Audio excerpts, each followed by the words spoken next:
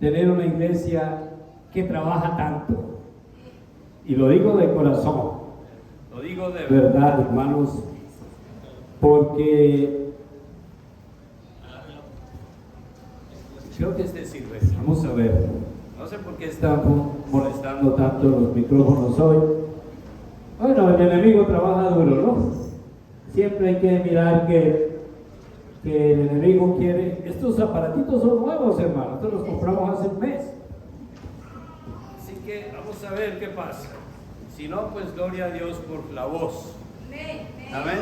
Yo me imagino a Pedro hablando con una cosa de estas y no sé cómo lo haría. Pero él predicó un sermón y se convirtieron 3,000 personas sin aparatos como estos. Así que si están, gloria a Dios. Si no están, también gloria a Dios. Amén. Y damos gracias al Señor nuevamente por la iglesia, una iglesia que trabaja tanto. Estoy muy agradecido con el Señor por eso, porque de verdad el Señor ha sido generoso con nosotros.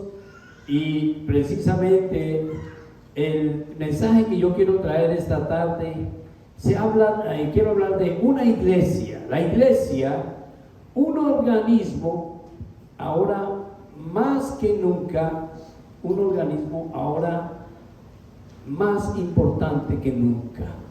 Ese es el tema que yo quiero traer el día de hoy. La iglesia, un organismo ahora más importante que nunca. Damos gracias al Señor por la iglesia que está activa en estos tiempos y que aparentemente no es algo tan importante y que el mundo casi que se está alejando. Una de las cosas comunes que ocurren en la iglesia hoy en día es que la gente no quiere asistir a las iglesias. No sé si usted se ha dado cuenta de eso, pero es uno de los fenómenos de este siglo, que la gente muchas iglesias están vacías.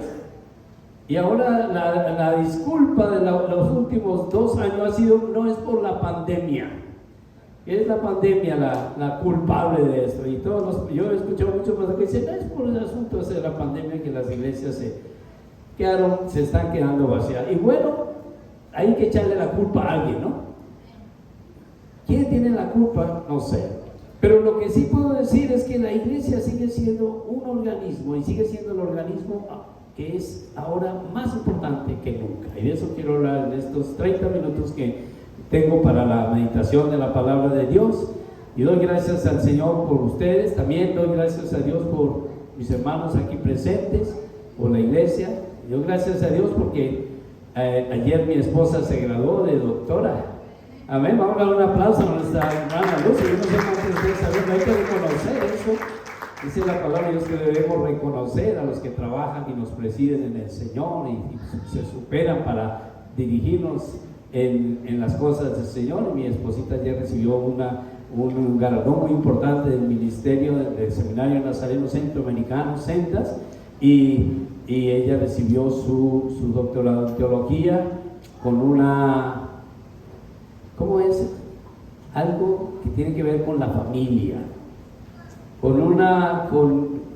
No recuerdo exactamente cuál es, no quiero decir, no quisiera cometer un error, pero realmente sí es con énfasis en la familia y todo lo que ella está haciendo. Va a empezar a trabajar bueno, ella ya ha hecho muchas cosas a favor de las familias acá y va a seguir. Ahora tiene muchas más herramientas y seguramente su conocimiento lo va a poner, como siempre lo ha hecho, al servicio de la obra del Señor. Así que nuevamente vamos a dar un aplauso de reconocimiento a ella, y lo quiero hacer de todo corazón porque fueron más de 3 años que la vi consagrada y en sus estudios, en sus libros, estudiando hasta a veces a medianoche, allá metida en sus cosas, a pesar de que tenía que madrugar a trabajar todos los días, estaba dando, y claro, gloria a Dios, ya tiene el fruto de su trabajo.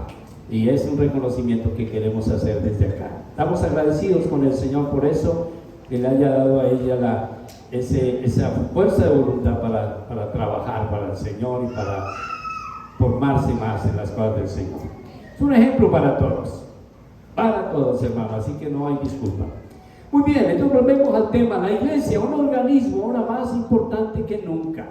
Yo sí voy a invitar, hermanos, a que hablamos la palabra del Señor en el libro de los Hechos, capítulo 1, el libro de los Hechos, capítulo 1, ¿sí? Y solamente vamos a mirar un versículo allí nada más. Hechos 1:8, ¿sí? Amén. Cuando lo tengan, por favor, me dicen. Hechos 1:8. Vamos a leerlo. Pero lo podemos leer todo junto. Me gustó mucho que el viernes estábamos aquí en Vigilia y leímos de una lectura antifonal que llaman. Si a rato no lo hacíamos. Es que toda la iglesia lee. Usted quiere decir que todos tienen una Biblia ahí para leer conmigo. Y es importante, como dice el pastor César, que todos traigamos la Biblia a la casa del Señor. Entonces, ahí usted en su Biblia va a encontrar Hechos 1:8. Vamos a leerlo todos juntos. Dice así: pero recibiréis poder cuando haya venido sobre vosotros el Espíritu Santo, y me seréis testigos en Jerusalén, en toda Judea, en Samaria y hasta lo último de la tierra. Amén. Y usted debía subrayar. Si no tiene subrayado ese versículo, usted lo puede subrayar. La Biblia dice Santa Biblia, por lo que decir que usted no la puede rayar y subrayar los textos que son importantes. Yo quiero que este texto se vuelva muy importante para usted. Si no lo tiene subrayado, que lo subraye, porque estas palabras son muy importantes. Vamos a hablar un momento. Padre, te doy gracias por la bendición, Señor, que nos das de tener, de estar en este lugar, por esta iglesia que está acá, esta iglesita tan pequeña, Padre, pero que tiene tanto poder. Una iglesia, Señor, que tiene un gran futuro, porque es una iglesia que obedece tu palabra, que quiere, Señor, hacer lo que es tu voluntad, y que queremos, Señor, hacerlo mejor para la obra tuya, Padre mío. Yo te doy gracias por mis hermanos y te pido, Señor, que sigas haciendo esa obra acá, que nos sigas ayudando y que nos sigas motivando y que nos sigas dando fuerza y ánimo para seguir adelante. Y especialmente, Señor, que nos ayudes, Padre mío, a permanecer fieles a ti siempre. En Cristo Jesús te doy gracias. Amén. Amén. Bien, la iglesia, un organismo ahora más importante que nunca. Ese es el tema del día de hoy. Y es que la formación de la iglesia, cuando Cristo Jesús llegó a la tierra, Él tenía en mente precisamente eso. Él no vino aquí por casualidad. O sea, a la venida de Cristo Jesús aquí, algunos dicen, bueno, ¿por qué hace 2000 años? ¿Por qué no viene ahora? ¿No? ¿O por qué no hace 4000? ¿Por qué vino hace 2000 años? Todo estaba realmente calculado por el Señor, y todo tenía un propósito especial. Y el hecho que Jesús haya venido hace 2000 años, precisamente tenía un propósito especial sobre el mundo. Cuando Jesús vino, llegó en el tiempo más importante que había en aquel tiempo. El imperio romano prácticamente dominaba el mundo entero. Y por esa razón, si ustedes se dan cuenta, no fue casualidad que Jesús haya llegado hace 2000 años, porque el Evangelio tuvo una oportunidad inmensa de propagarse, tal vez mucho más de lo que ahora, hoy en día, existe. ¿Sí? Entonces, cuando Jesús lo hizo, conformó y formó la iglesia. La formación de la iglesia tuvo su principio, y miremos entonces, vamos a mirar allí, capítulo 3, versículos de 13 al 18 del libro de Mateo. Capítulo 3,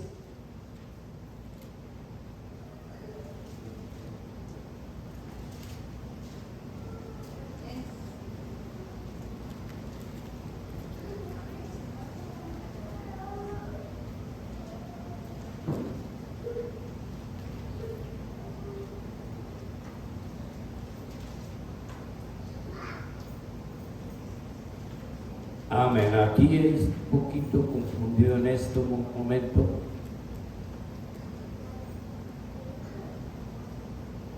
Bueno, es capítulo 3, versículo 13 del libro de Mateo. Entonces Jesús vino de Galilea a Juan el Jordán para ser bautizado por él, mas Juan se le oponía diciendo: yo necesito ser bautizado por ti, y tú vienes a mí. Pero Jesús le respondió: deja ahora, porque así conviene que cumplamos toda justicia. Nos muestra ahí la palabra de Dios el interés que tenía el Señor Jesús en cumplir los planes de Dios, ¿sí? El interés que tenía el Señor Jesucristo en hacer la voluntad de Dios. Y dice que Jesús, como cualquier persona, llegó y se hizo bautizar por Juan el Bautista. Toda la gente venía y se bautizaba en el Jordán para arrepentimiento. Y cuando Juan vio a Jesús, él se quedó mirando y algo, el testimonio del Espíritu Santo fue que Juan vio a Jesús algo que otros no veían. Vio al Hijo de Dios, porque él dijo: aquí el Cordero de Dios que quita el pecado del mundo. Y realmente Juan vio a Dios mismo, y hasta le dijo: Señor, yo tengo que ser bautizado por ti, tú vienes a mí para que yo te bautice. Y el Señor le dijo: no, Juan, bautízame, porque es necesario que cumplamos toda justicia. Así que Jesús desde el principio demostró su gran humildad, la decisión de él de someterse a lo que Dios decía que debemos hacer. Es un ejemplo para nosotros, porque yo conozco muchos cristianos que tenemos 5, 10, 15, 20 años en el Evangelio y todavía ni siquiera se han hecho bautizar. Así que es un gran momento para decir: Señor, si tú me deciste eso, porque Él dijo: es necesario que se cumpla toda justicia, es necesario que el Señor también cumpla toda justicia en usted. En el libro del mismo Mateo, capítulo 16, vamos a encontrar ahí entonces un texto que va del versículo 13 al versículo 18, donde habla acerca de la formación de la iglesia. Esa formación de una iglesia que, como les decía, es un organismo. Pablo decía que la iglesia no era solamente una parte de nosotros. Si una parte de nosotros estaba mal, todo el resto estaba mal. Y lo comparó con el cuerpo nuestro. Por ejemplo, si usted está trabajando en una empresa, se hace daño con una máquina en su mano derecha, digamos, se lesiona, ¿qué sucede con el resto del cuerpo? El resto del cuerpo está dolido y trata por todos los medios de proteger la mano que está enferma, y usted mismo, todo el cuerpo está enfermo. Usted no puede decir: bueno, menos mal que puedo seguir trabajando porque estoy enfermo de todo menos de mi mano derecha, No, mi mano derecha la dejo quieta y sigo trabajando. No, todo el cuerpo se siente mal, y por esa razón estamos reconociendo lo que dice la palabra de Dios, que en la iglesia de Dios todos somos importantes. Y si una parte del cuerpo está enferma, todo el resto del cuerpo está enfermo.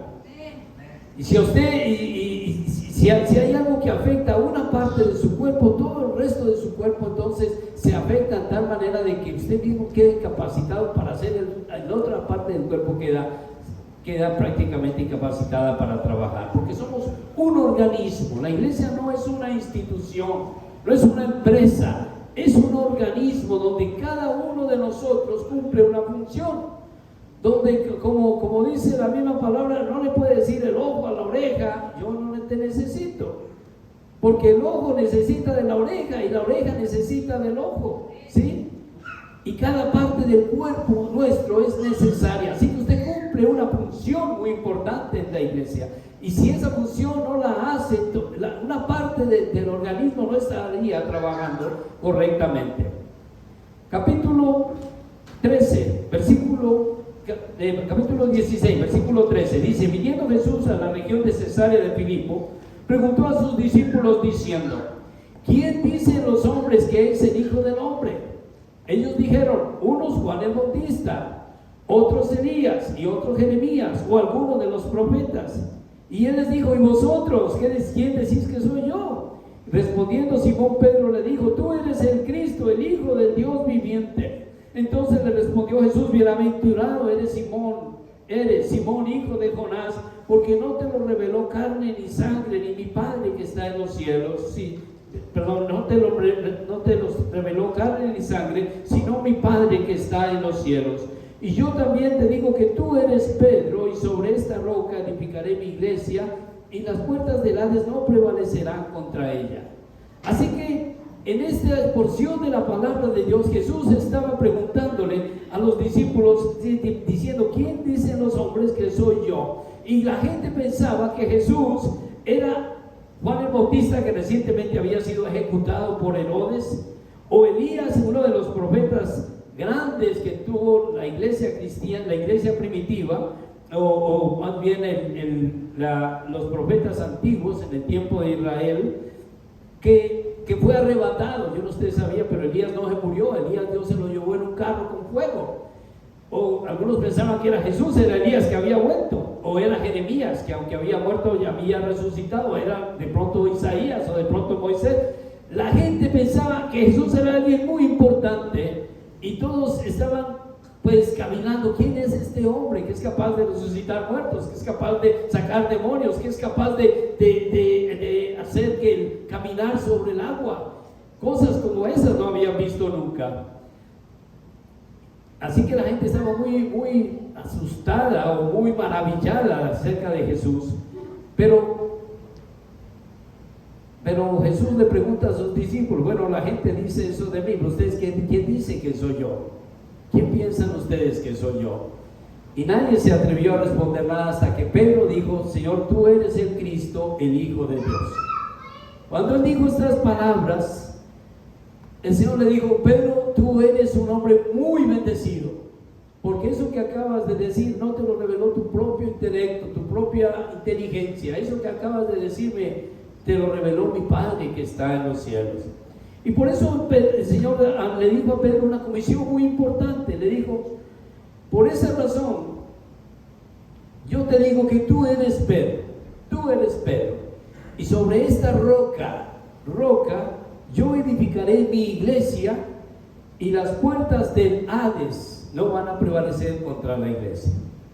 Entonces, algunas personas dijeron que como la palabra Pedro significa Petra, que en griego significa piedra, entonces que el Señor había edificado la iglesia sobre Pedro.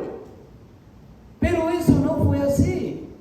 Pedro fue un instrumento que Dios utilizó para empezar la iglesia, pero no para fundarla sobre ella. El fundamento de la iglesia era Jesucristo mismo. Él mismo dijo: es mi iglesia, yo voy a edificar mi iglesia.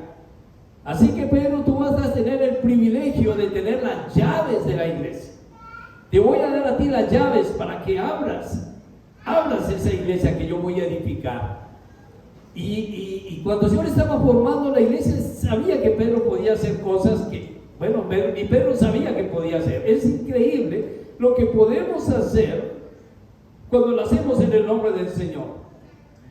Es increíble. Ayer escuchaba yo un testimonio de un pastor que decía que él no podía, que él era tan tímido que no podía predicar, que le daba pena predicar, y le daba vergüenza hablarle a la gente. Yo he escuchado por ahí algunos de ellos aquí. Y ese pastor fundó una iglesia en Oaxaca, México. Y sabe, esa iglesia tiene ahora más de 7,500 miembros. Y ese hombre es el líder de la iglesia. Y no sabía predicar y era tan tímido que le da pena hablar. Pero es lo que Dios hace. Y Dios sabía que Pedro podía hacer cosas que él ni siquiera podía imaginar que él podía hacer. Así que Pedro, si usted lee un poquito de la Biblia, en el mismo libro de los Hechos, Pedro fue el primer evangelista. Porque Pedro el día del Pentecostés se levantó y frente a tantas personas, como les decía ahora, sin equipos de sonido ni nada, predicó un mensaje donde 3,000 personas se volvieron miembros de la iglesia, se añadieron. O sea, yo creo que hubo más que 3,000 convertidos, porque 3,000 se añadieron a la iglesia, y no todo el que escucha, no todo el que se convierte se añade a la iglesia, se hace miembro. Así que hubo mucho más convertidos ese día, pero por lo menos la iglesia creció en 3,000 personas en un solo día con un mensaje que Pedro dio. Por eso el Señor le dijo: Pedro, tú eres Pedro, te voy a dar las llaves para que tú seas aquel que inaugure la iglesia, para que tú seas aquel que vaya a empezar ese trabajo. Mi iglesia, la cual yo voy a edificar, y esa iglesia, las puertas del infierno no van a prevalecer contra ella. Como es esta iglesia, nosotros creemos que esta iglesia es la iglesia de Cristo. ¿Cuántos creen así conmigo? Esta es la iglesia de Cristo también, porque la iglesia es usted, la iglesia es usted, la iglesia es cada uno de nosotros. Este edificio es una bendición tenerlo, pero si no tuviéramos este edificio y tuviéramos que reunirnos debajo de un árbol, todavía seguiríamos la iglesia de Cristo. Seríamos igual o mejor todavía, porque a veces entre más necesidad hay, entre más luchas tenemos, la iglesia es más victoriosa, porque contamos con el apoyo del Señor. Entonces el Señor estaba formando su iglesia y Pedro le dio la oportunidad, y a Pedro se le dio la oportunidad de empezar la obra como el gran evangelista de la iglesia, como el gran predicador, como el gran apóstol que fue de la iglesia cristiana. Segundo, el trabajo de la iglesia. ¿Cuál es el trabajo nuestro, hermano? ¿Qué es lo que Dios quiere que nosotros hagamos? Miremos entonces ahora Hechos 6 del 6 al 11. Hechos 1 del 6 al 11, perdón. Hechos 1 del 6 al 11. Entonces ya vimos que la formación de la iglesia fue idea de Cristo. Fue que Cristo Jesús vino a formar su iglesia, y el libro de Efesios dice: Dios la amó tanto que se entregó a sí mismo por ella. O sea, Cristo Jesús demostró el amor por la iglesia a un punto donde murió por ella. Y no se puede, ¿qué puede ser más grande demostración de amor que alguien muera por otro? No puede haber mejor demostración de amor. Pues Dios demostró su amor precisamente en que, siendo nosotros lo que somos, Cristo murió por nosotros, Cristo murió por la iglesia, y es una bendición. Ahora, ¿cuál es el trabajo que nos corresponde? Hechos 1, 6 al 11. Entonces los que se habían reunido le preguntaron diciendo: Señor, ¿restaurarás el reino de Israel en este tiempo?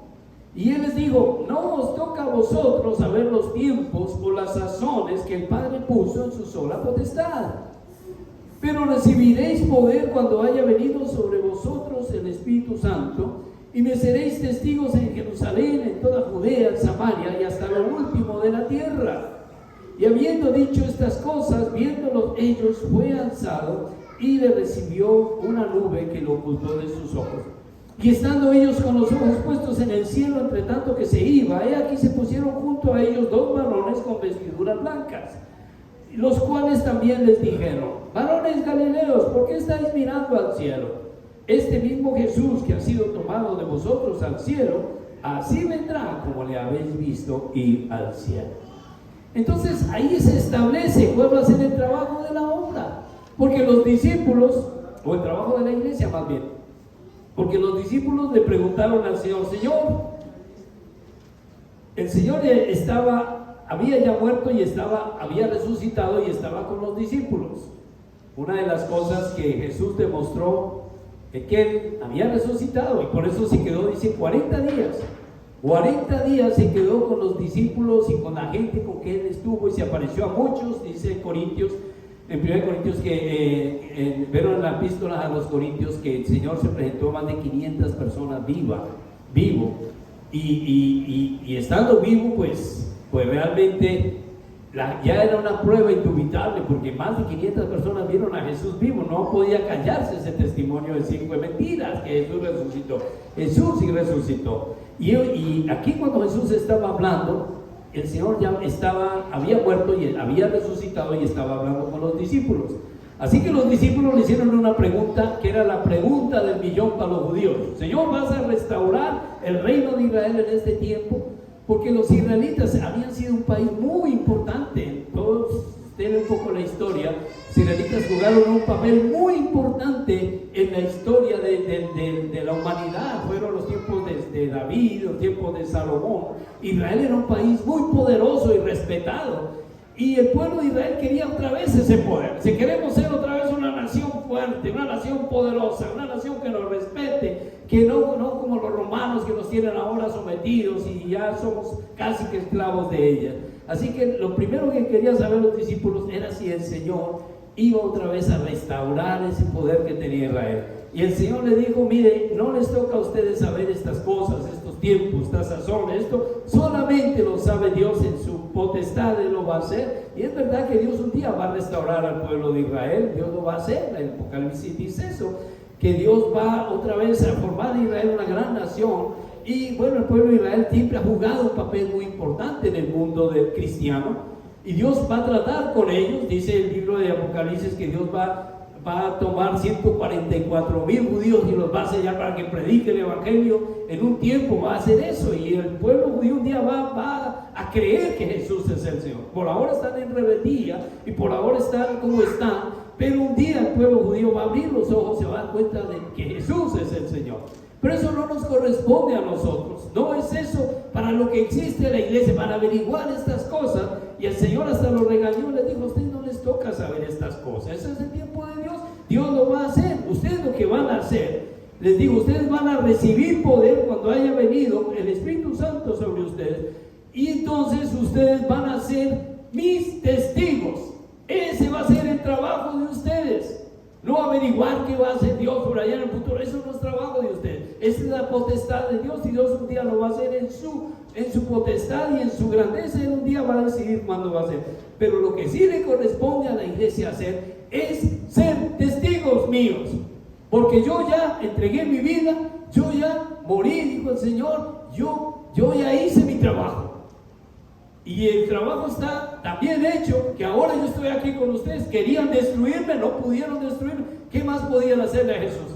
Ya no le podían hacer nada, lo habían matado y Él resucitó. ¿Qué más le podían hacer? Así que Él era más que victorioso, y Él se presentó victorioso allí y les dijo: entonces ahora a ustedes les toca ser mis testigos, ¿sí? Y van a ser testigos míos primero en Jerusalén, y luego en Samaria, y luego hasta el último rincón de la tierra. Van a ir a todas partes donde puedan ir, hasta el último lugar donde puedan, y allá van a testificar de mí. Y ese sigue siendo el trabajo de la iglesia. No hay otro trabajo para nosotros que hacer. Esa es la única cosa que nos toca hacer como iglesia, porque dicen que cuando dijo estas cosas, los discípulos estaban viendo cómo Él se iba levantando y levantando hasta que una nube lo ocultó de los ojos de ellos. Ellos estaban mirando al cielo cuando habían dos varones con vestiduras blancas que aparecieron y dijeron: ¿ustedes qué están mirando allá? Y todos todavía allá mirando. Digo: pues ese mismo Jesús que ustedes vieron subir en una nube al cielo, un día lo van a ver venir en gloria. Y eso es lo que estamos esperando. Y el Señor dijo que antes de que Él viniera, pues iban a haber señales, y hemos hablado de esas señales, y hemos visto que muchas de esas señales si se están cumpliendo, tienen algo que nos está diciendo: Jesús se va a venir pronto, porque hay cosas que han pasado, guerras y situaciones como las enfermedades que hemos visto, pero cosas como esas van a seguir viniendo y van a seguir viniendo hasta que Jesús venga. Pero mientras tanto, no nos corresponde a nosotros averiguar qué cosas más van a pasar y qué cosas más van a suceder. Nos corresponde es ser testigos del Señor, que esa fue la orden de Jesús. Ustedes van a ser testigos míos, punto. Lo demás, el Señor lo tiene en su sola potestad, y Él va a seguir haciéndolo. Entonces, el trabajo de la iglesia ahora es predicar la palabra de Dios. Eso es lo que nos corresponde hacer. Y por último, la razón de la existencia de la iglesia. Mateo capítulo 28, versículos del 16 al 20, y con esto ya voy a terminar.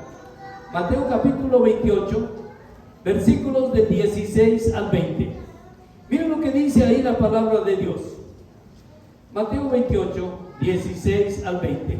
Dice: pero los 11 discípulos se fueron a Galilea. Escucha esto: los 11 discípulos se fueron a Galilea, al monte donde Jesús les había ordenado.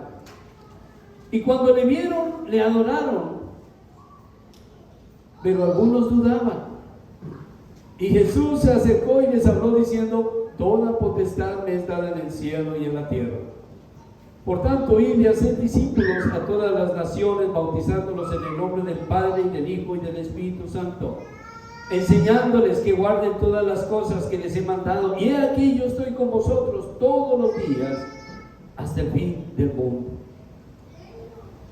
Si usted lee bien este versículo o estos textos que acabamos de leer, dice que los 11 discípulos, ya no eran 12 porque había uno que se había ido y se había ahorcado, era Judas. Él se ahorcó de remordimiento por haber entregado a Jesús, sin saber que Jesús ya lo había perdonado. Yo me puse a pensar, Judas y Pedro casi hicieron lo mismo. Judas traicionó a Jesús vendiéndolo y Pedro traicionó a Jesús negándolo 3 veces. Así que no era mejor Pedro que Jesús, que Judas. Pero Pedro lloró amargamente y se arrepintió, y el Señor le extendió su brazo y le dijo: Pedro, no hay problema, aquí estamos, es nuestro trabajo juntos. Pero Judas no aguantó el remordimiento y fue y se ahorcó. Y esa es la diferencia. Sí, yo creo que si Judas se hubiera arrepentido, hubiera llorado como Pedro, estoy seguro que Jesús lo hubiera abrazado igual. Y con Judas no pasó nada, vamos a seguir en esto. Pero bueno, era parte de lo que los planes, las cosas que están escritas para cada uno de nosotros, no que Dios decida por nosotros, pero Dios sabe lo que usted va a hacer y lo que yo voy a hacer. Eso no quiere decir que Dios va a decidir lo que usted va a hacer y Dios que va a decidir en su vida. Lo que usted decide hacer es su decisión, pero Dios ya sabe cuál va a ser esa decisión. Es la omnisciencia de Dios.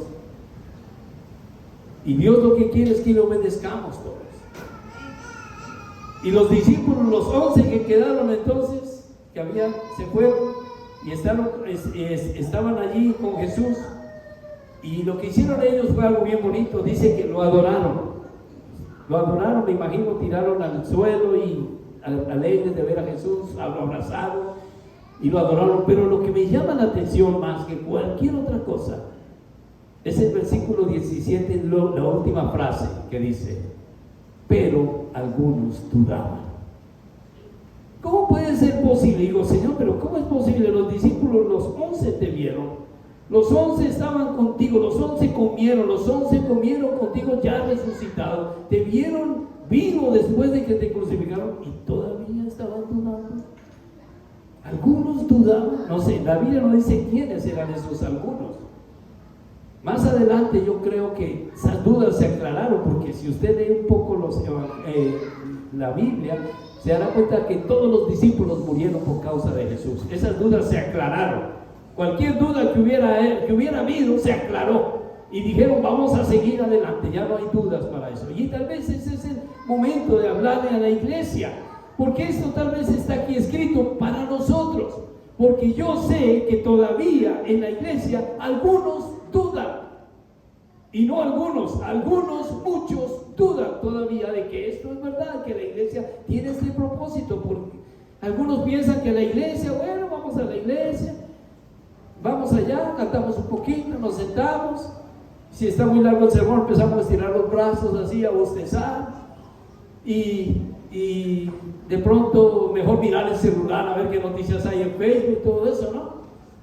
Y ponemos la iglesia como si no fuera importante, dudando de que realmente esté haciendo yo lo bueno, y tal vez cumpliendo como un compromiso, como dice aquí la palabra. Algunos dudaban. Cuando algo es más importante que venir a adorar a Dios, eso se llama duda. Cuando algo es más importante que realmente una relación que Dios quiere tener con cada uno de nosotros en nuestros cultos, que vengamos y que cuando vengamos realmente adoremos a Dios de corazón. Cuando cantamos, no cantamos solo por cantar, cantamos para adorar, hermano, para bendecir a Dios, no para lucir nuestras voces, así cantemos muy feo, no importa, al Señor le gusta esa voz y quiere que lo adoremos. Él quiere ver que nosotros realmente lo estemos tomando en serio, que no dudemos más. Si usted tiene alguna duda, hermano, quítesela, porque usted, voy a decirle algo, usted forma parte de la institución más importante que existe en el mundo si usted es parte de la iglesia. ¿Por qué es tan importante esa iglesia? Es tan importante la iglesia de Cristo, que va a ser la única institución, y ha sido y es la única institución que ha permanecido desde el año 2000, o el año 0 más bien, cuando nació el Señor, hasta ahora. O sea, dígame una empresa, una institución, cualquier cosa que haya permanecido igual desde hace 2000 años acá. Han habido imperios, se han acabado los imperios. Han habido países poderosos, se han acabado esos países. Han habido reinos, han habido personas importantes en la presidencia, han habido gobernantes importantes. Todos ellos han tenido su tiempo y se han muerto, y ya ni siquiera nadie habla de ellos. ¿Y la iglesia, sin embargo, sigue existiendo? sigue existiendo y va a seguir existiendo, porque las puertas del Hades no van a prevalecer contra la iglesia. Así el mismo infierno se ponga en contra de la iglesia, no va a tener oportunidad de ganar, porque es la iglesia de Cristo que es victoriosa, y que esa iglesia que el Señor demostró que esa victoria Él la podía sostener con su mano. Es su iglesia la cual edificó y la cual Él garantizó con la resurrección, porque nosotros no tenemos un Dios que esté muerto. Cristo Jesús sigue tan vivo como cuando estaba con los discípulos el día que Él se despidió diciendo: ustedes van a ser mis testigos. Es exactamente el mismo Jesús, no cambia. Esa es la diferencia de los líderes religiosos. Hace como 1000 y tantos años existió Mahoma y tuvo su tiempo acá, y Mahoma hizo muchas cosas y fundó el Islam, pero Mahoma se murió y allá está en una tumba muerto, y un día va a tener que dar cuenta a Dios de lo que hizo. Y fundó el Islam, y ahí cuántos miles de millones de personas creen en el Islam, que es la religión perfecta, y realmente no sirve porque simplemente Mahoma está muerto, y eso no lo puede cambiar ni siquiera el más grande de los líderes del Islam. Y lo mismo, si yo estuviera diciendo esto en Pakistán o en Afganistán, yo sería un candidato que me cortaran la cabeza, porque uno no puede decir allá, no me puede decir, pero yo lo tengo que decir porque la palabra de Dios dice que solo Cristo Jesús, en Él solamente hay salvación. No hay otro nombre bajo el cielo dado a los hombres en que podamos ser salvos. Solo Jesús, solo Cristo. es el único que resucitó. Ni Buda resucitó, ni Confucio resucitó, que fueron líderes que fundaron grandes religiones, ni tampoco José Smith, fundador de los mormones, resucitó. Todos están muertos. Cualquier líder, aparte de Jesús, que haya formado un grupo cristiano, un grupo religioso, cualquier líder aparte de Cristo Jesús está muerto si fundó una religión. Pero Cristo sigue vivo, y por eso la iglesia es única, y no hay otro nombre que podamos nosotros predicar que no sea Cristo. La razón entonces de la existencia de la iglesia es que nosotros, hermanos, podamos cumplir con el propósito que el Señor le dio a la iglesia. Dios, el lugar donde se predique la palabra de Dios, es un lugar donde cambia. Es verdad. Si se predica la palabra de Dios, realmente se hace la gran diferencia en lo que es el mundo. La iglesia, el poder del Señor cambia vidas. Cristo Jesús cambia vidas, cambia hogares, cambia vidas como la suya, como la mía. Así que en este momento usted lo único que debe hacer es darle gracias a Dios y decir: Señor, soy parte de esa iglesia. Te doy gracias que me hiciste parte de esa iglesia. Y yo quiero que usted, antes de terminar esta meditación, yo quiero que usted me diga qué es la parte que está haciendo usted en la iglesia. Porque usted tiene que hacer algo. Como organismo de la iglesia, ¿cuál es su función? ¿Qué es lo que usted está haciendo, mi hermano? ¿Qué es lo que usted está haciendo para el Señor? Esa parte es la que más importa. Vamos a inclinar nuestro rostro, vamos a cerrar nuestros ojos un momento. Y yo no sé hasta dónde usted ha confundido la iglesia como un lugar donde usted viene cada semana y está aquí, viene con la familia, y a veces se escucha y escucha y escucha, y es como si nada hubiera escuchado. Cuando se va de aquí sale tan vacío como cuando entró. Si eso ha sido así, con razón, a veces yo creo que se siente, lo considera usted que piense venir o no venir. ¿Para qué si no voy a aprender nada? Realmente lo que el Señor Jesucristo quiere es que sepa que Él puede salvar su vida. Crea en el Señor Jesucristo y aceptarlo en su corazón. Si usted no lo ha hecho, es la única forma de usted ser salvo, de ser parte de la iglesia. Por eso tomar a Cristo en serio es importante. Por eso yo le quiero hacer una pregunta: ¿usted está listo para entrar en una verdadera relación con Dios, en ser parte de la iglesia? Porque ser parte de la iglesia es el privilegio más grande que hay en el mundo. Ser parte de la institución más importante del mundo, donde Dios nos va a usar de una manera increíble para su obra, para su gloria. Tome tiempo ahora mismo para depositar su fe en el Señor Jesús. Yo le voy a decir, no hay una oración especial que usted deba orar para hacer, para buscar a Dios. Las palabras no van a salvarlo, y tampoco Jesús, y solo el Señor Jesús lo puede hacer. Sin embargo, yo le voy a decir que puedo dar un modelo de una oración que usted puede usar para aceptar a Jesús en su corazón, si usted no lo ha hecho todavía. Porque la primera cosa que usted necesita para ser miembro de la iglesia, para ser parte de la iglesia victoriosa de Cristo, es aceptar a Jesús como su único y suficiente Salvador. Por eso quiero que diga conmigo estas palabras. Diga: Dios mío, me doy cuenta que soy un pecador y nunca podría llegar al cielo con mis buenas obras. Las reglas y rituales religiosos yo sé que no me van a salvar. Solo tú me puedes salvar. Así que ahora mismo pongo mi fe en ti, Jesús, como el Hijo de Dios que murió por mis pecados y resucitó de los muertos para darme la vida eterna. Por favor, Señor, perdona mi pecado y ayúdame a vivir para ti. Gracias por darme el privilegio de ser parte de tu iglesia.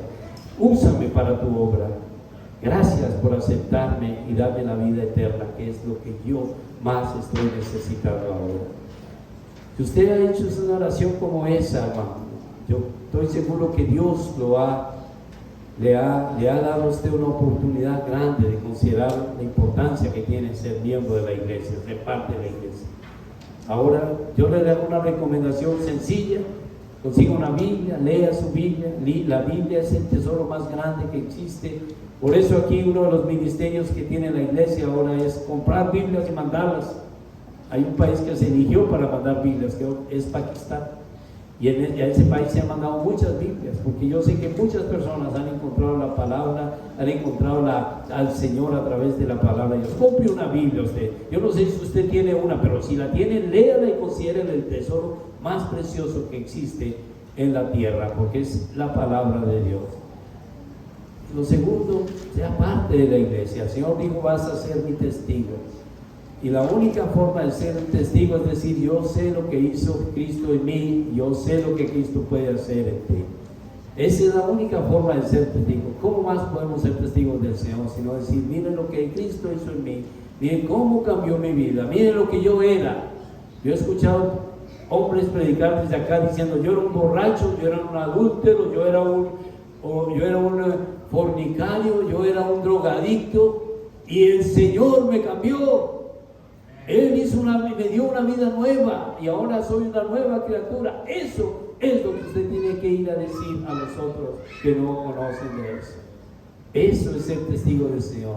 Yo era lo que era y no me avergüenzo de eso, porque ahora Cristo Jesús me cambió y soy una nueva criatura para la gloria de Él. Eso es lo que Cristo quiere que usted haga como parte de la iglesia, y que usted testifique con su vida que Él lo cambia, que Él lo cambió a usted y puede cambiar a toda persona que se le hable de Él.